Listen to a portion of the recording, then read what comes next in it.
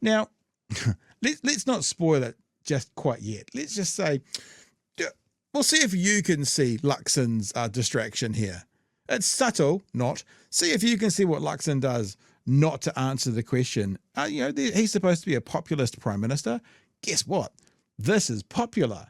How does he get around it? Opinion remains divided over a capital gains tax, according to our latest One News Varian poll. While nearly half of voters say they want investment properties to be taxed, almost as many don't. Here's political editor Mikey Sherman with more on the exclusive figures. Property's a popular investment, but currently many don't pay tax on any profit when they sell. That includes the Prime Minister set to flick off his third property in recent months. Many argue that should change. I think our current tax system is narrow and needs to be broadened. People are earning very large incomes from capital gain, from buying and selling assets, and not paying tax on that. The Prime Minister warns more than just property investments could be caught in the process. I just say New Zealanders, when you talk to them, do not want to be paying a capital gains tax on their Kiwisaver, on their batch, on their farm, on their... Did you see it? Did you see it, Whānau? Just because we're talking about capital gains tax on properties, potentially only second properties. Did you see the shell game? How he didn't answer it? He started talking about something that no one's mentioned anywhere ever. Kiwisaver. So, Mr. Luxon, what do you think about capital gains tax on a second property? Well, no one wants to see capital gains tax on their Kiwisavers. Sorry, I must have misspoke, Mr. Luxon.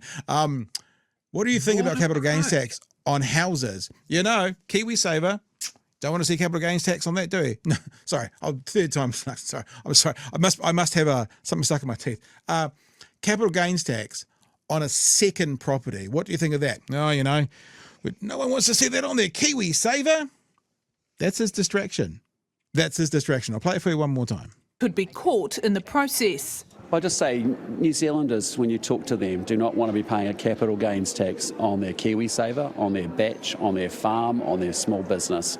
In our poll, we asked, do you support or oppose the introduction of a capital gains tax on properties other than the family home? Just checking the question there because it's this word here. I can see how he got lost in the details there. It's a pretty tax on that P word there. I think it says Kiwisavers. I think that's what it says. It says Kiwisaver. Properties other than the family home, so second properties. Yeah, and the response is, no one wants to see it on their Kiwisaver. 46% of voters are in support of the idea, while 41% oppose it, and 13% either don't know or preferred not to say. More New Zealanders than not in our poll say they want a capital gains tax. Did you see that guy? I want to know what this guy's doing. This looks like she's a secret agent. Not to say. So it looks like she's a secret agent, and this guy here is the other secret agent, and they're not allowed to talk to each other.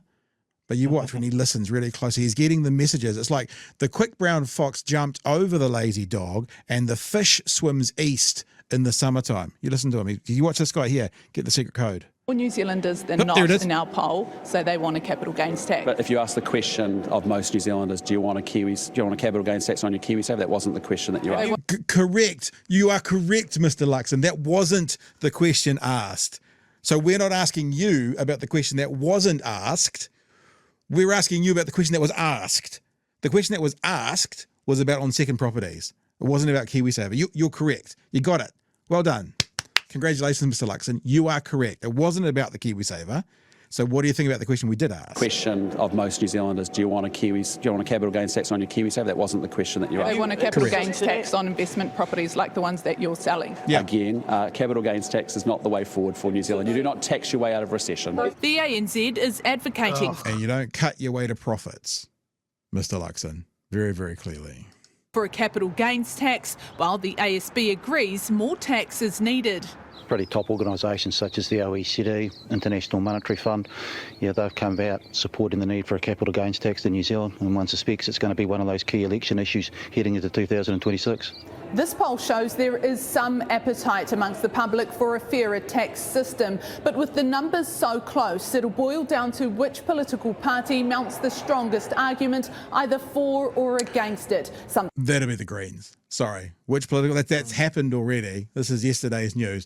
That'll be the Greens for, and no one has a good argument against. So That'd be the Greens. We got you, Mikey. We got you covered. Labor has struggled with and paid for in the past. In 2019, the debate saw Jacinda Ardern rule it out completely. Chris Hipkins did the same in 2023, but soon it'll be back up for debate. We've heard from more and more New Zealanders that they want to feel... And podcasters. If you look at the fiscal cost of an ageing population, you look at the problems we've seen across the health care sector in New Zealand, it's becoming increasingly obvious the government's going to need more money. Tax becoming a hot talking point once more. All right, there you go, Joey. There's the story for you. There's one more story to go about a dust up in Parliament, but I mean, what else is there to say? It's popular. It's far more popular than lots of other things they're pushing through. Yet all of them at the moment, other than the Greens, although we had Chippy, certainly sounds like he was softening and went, yep, we might have made a mistake there. But this idea of property, second property, Luxon, I think I put this out today on Twitter, and I just said they're not even trying anymore. They're not even trying. They're not even trying about blaming Labor when they blame Labor for something they've literally done when it comes to the DCC asking for money to buy houses. And they're not even trying by answering questions. This is a little tangent. I had an interview with, and I've played some audio from here, with Don Brash once, right? And I said to Don Brash, Don, you've described this process as applying for a job and the people of New Zealand having to employ you. Is that correct? And he went, yes.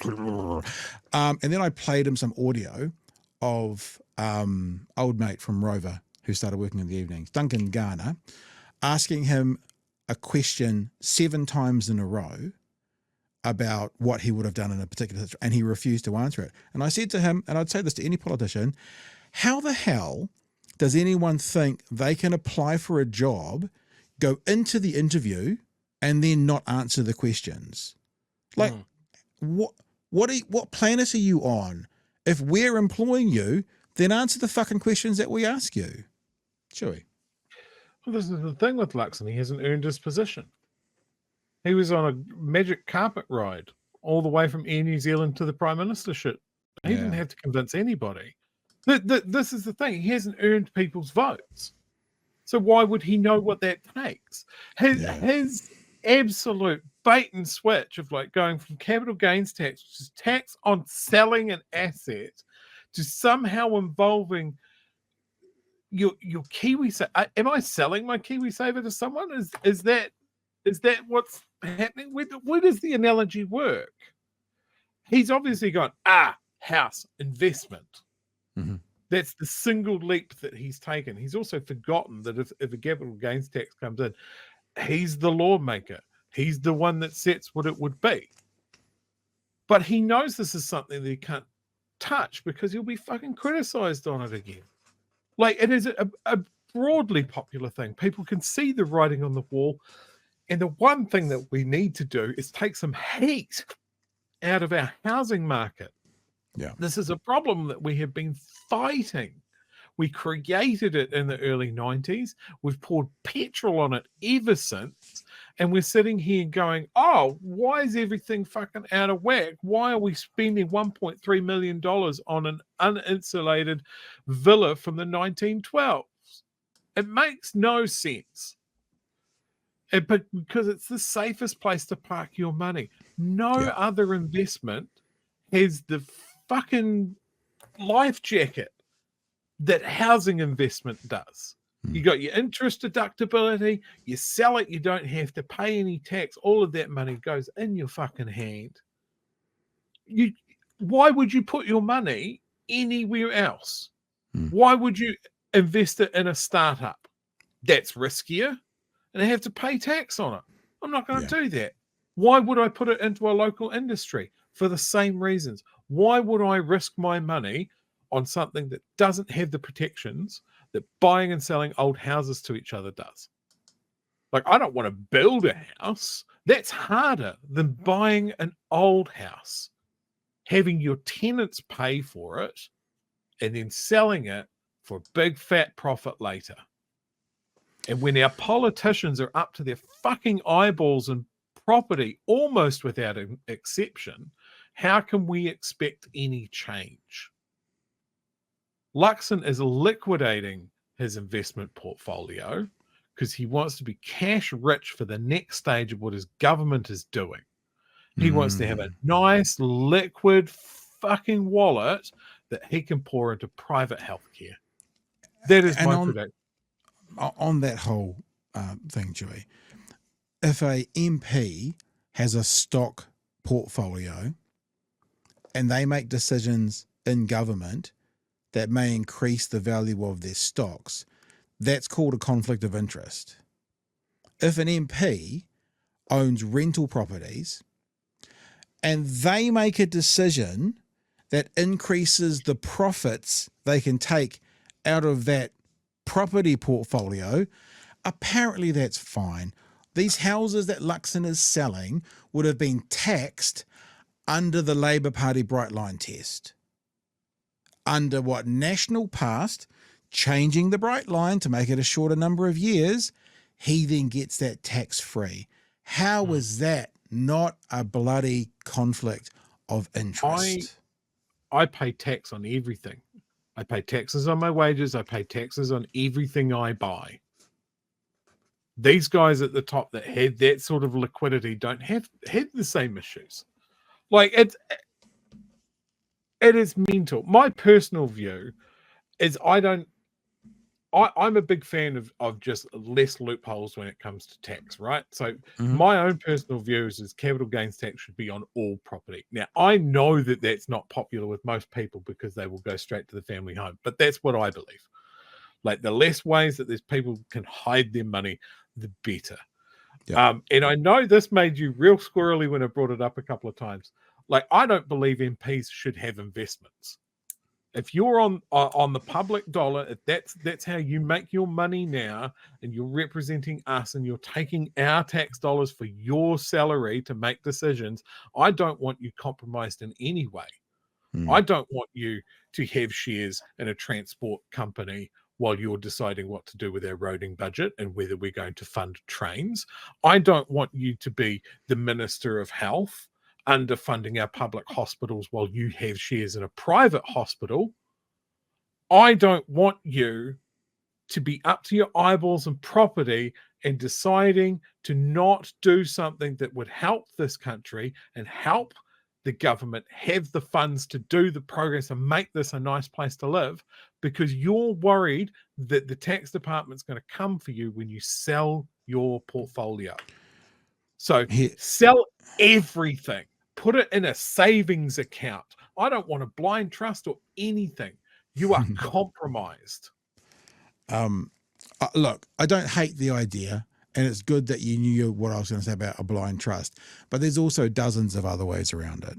I mean, like, so you put the house in your children's name while you're in, there's other ways around it, but I hear you. Like, I just think that if you have got, I think you should be excused from decisions that could affect your portfolio, a pecuniary interest, is that what they call it? Certainly you have to tell everybody what your assets are. Sorry, you don't get to have a vote on the Bright Line test. Sorry about that. You just don't, because you have 7 rental properties. So you are excluded from this. We would just have solely the Green Party able to vote on whether we can have a capital gains tax. Sounds good to me.